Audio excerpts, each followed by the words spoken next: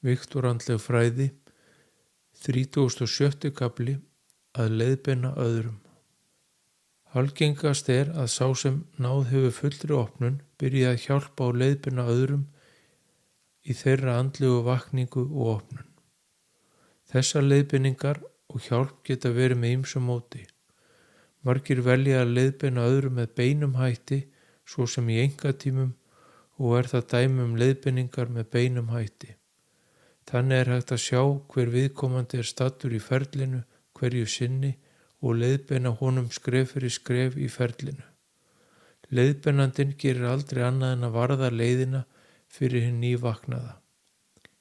Sá sem finnur sannan andlegan kennara sér til hals og trausts er lánsamur, því slíkt ferli vakningar og opnunar verður hnitmiðara, og sé nemandinn áhugasamur og vinnusamur í ferlinu mun árangur nást en þó í hægum skrefum.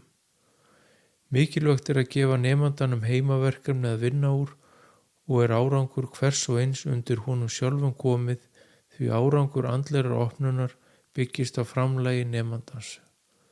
Ekki má láta sér bregða að fólk misáhugasamt fyrir opnuninni og margir heltast úr lestinni og gefast upp áður en fullri opnun náð.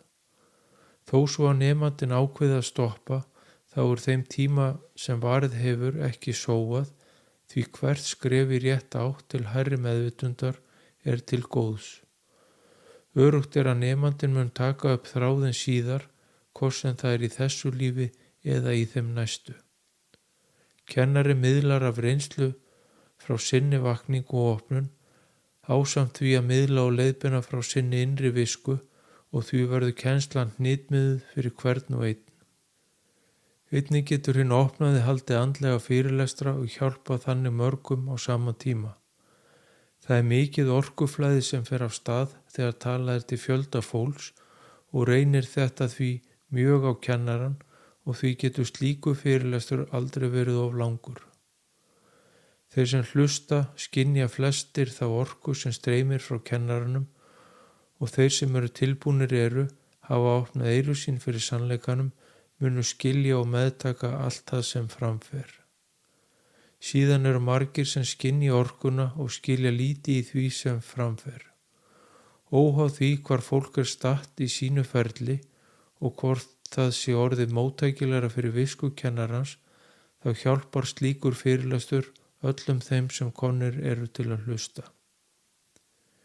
Yfirleitt efni fyrirlestursins ekki ákveðið fyrirfram, heldur miðlar kennarinn þeirri visku til hans kemur, og þá miðlar hann frá alheims viskunni og efnistökin í samræmi við andlegan þroska fólksins sem komið til að hlusta.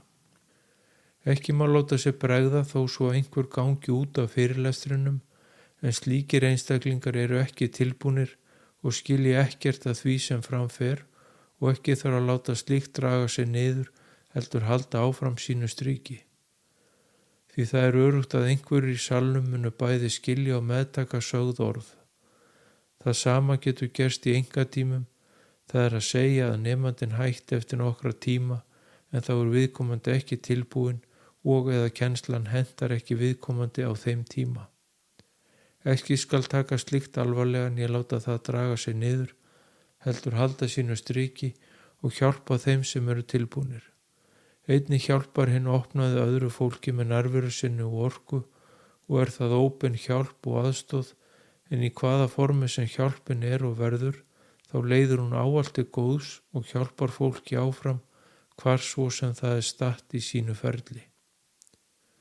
Einnig þarf kennarinn að vera þolinmóður, fari kennslan hægt af stað. Það að segja ef að fáir sækja til hans í byrjun. Það getur tekið tíma að byggja upp orðspor og fjölga þannig nemendum sínum jafnt og þétt. Nemendunum fjölga eftir getu kennarans og eftir því sem hann þjálfast í að hjálpa öðrum. Það þarf hugrekki og styrk til að fara af stað og hjálpa öðrum, hvort sem það í formi fyrirlestra eða beinnar kennslu í einkatímum. Mikilvægt að trúa og treysta og miðla þeirri reynslu sem og hinni innri visku til þeirra sem tilbúnir og til kennarans leita.